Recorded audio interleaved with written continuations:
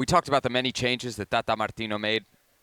You said they were too little too late, but they very much, at least in today's game, did seem to work. There were very significant, I think, changes in that 11. None more so than the one that you pointed out last night on this show and then goes into the midfield and really makes a difference. That's Orbelín Pineda. That's a big decision from the manager, and the one that here pays off. We get Edson back into the 11, and then that back line is kind of what you figured. It's not what I picked last night, but Gallardo, as you said, has been consistent and is a Tata Martino favorite. He goes back to Jorge Sanchez. Remember last night I had wanted Kevin Alvarez. It's clear that Tata agreed with me that Alvarez is the guy who's going to give you more going forward, because late in the game when you're desperate, it's Alvarez that comes on for Sanchez. But I think as we look across that back line, it seemed to work well tonight. Obviously the goal falls for Saudi Arabia when Mexico is full on, throwing everything, including the kitchen sink at him mode, and so you'll accept a goal there because, you know, you needed a third. You had to have a third. What do you think of the 11 put forth by the manager today? I liked it a lot. I especially like the midfield trio. They're just so dynamic. Both sides of the ball. They can run with anybody. That's it. They can run. Buen pie. They got a good touch, good technical ability. They can weave in and out of things. I thought Pineda was brilliant. It was one of the better players, especially in the first half. Between Gallardo and Pineda were my two stars of the first half. Luis Chavez is in a league of his own. Listen, I've been talking about Luis Chavez since the first moment he came to El Tri. I told you he would be the breakout player of the World Cup. Throw me my flowers. Give me my flowers. Give this man his flowers. I'm on that one. I know the kid. I played with him at Cholos. He was a U20 player. I thought he was talented then. He's confirming his moment now. He will certainly be in Europe soon. What I liked about the trio was they were willing. I was underwhelmed a little bit with Alexis Vega.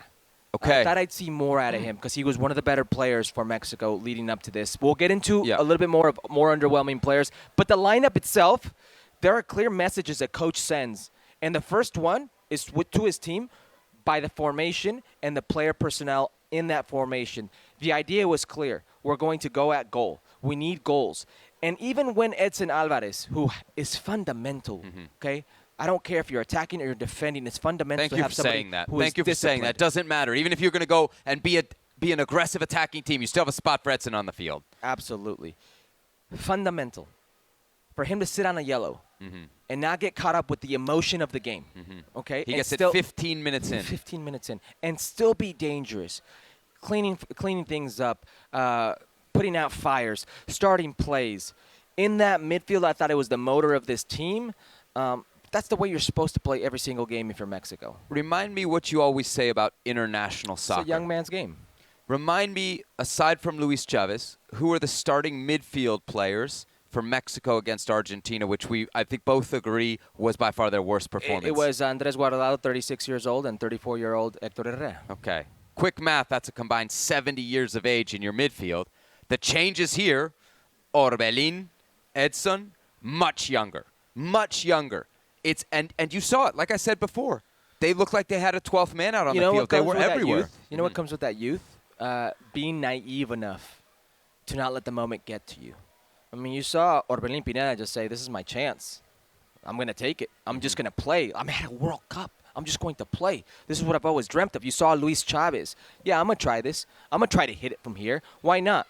Let me not send this into the mixer and serve it in. Let me try to hit it from here. And why not? You saw how brash, how young they were, and how that paid off. I think we also learned the value of players in form over players who have maybe done something for you in the past. Well, much more this tournament. Because usually if you're in a World Cup, and I will tell you from experience, we did like a 30-man, like 30-day World Cup camp. For the U.S. So you can get that rhythm. Yes, here it's a week.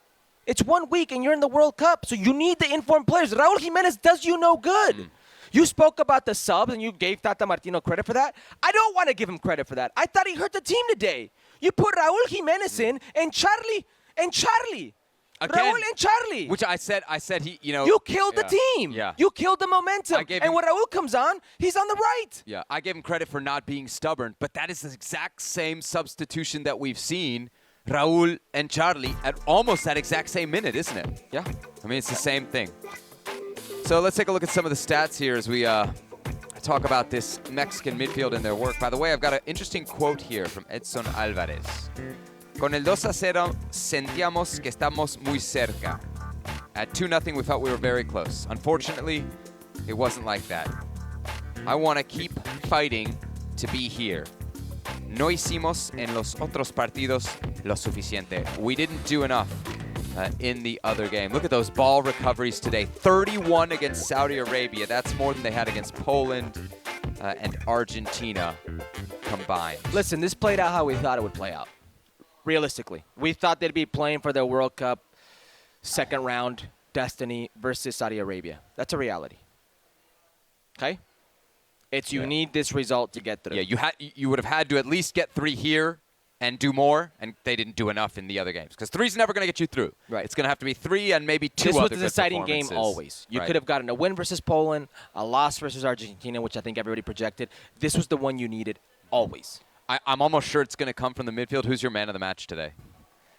Luis Chavez. Yeah. You can't have me just talk about this man since he came into the scene and it not be reflected in today's MVP. Listen. How about that golazo? Golazo. El gesto, el golpeo del balón, the way Almost he did it strikes twice. the ball is unlike many players in CONCACAF from all types of distance. He puts some English on that. He's got some culture to it. He manipulates the ball in so many different ways. He can hit it at pace. He can make it go over the wall.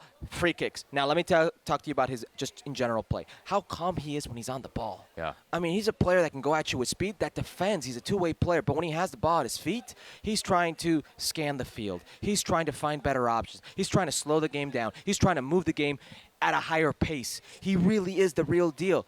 Listen, I almost wish he would have come onto the scene way before. Right. I believe he's 25 years old right now. He's 26. He's 26 years old. He's at a good level to go to Europe, but you have to have these players going to Europe at 20, 21, 22 latest. He's such a good player, and that shelf life gets reduced because of that age. But people are starting to open their eyes to whom Luis Chavez is. Yeah, Luis Chavez with a great World Cup and capitalizes it today against Saudi Arabia with, for me, one of the goals of the tournament so far. Maybe that's because I wear a green jacket sometimes, but it was certainly a beauty.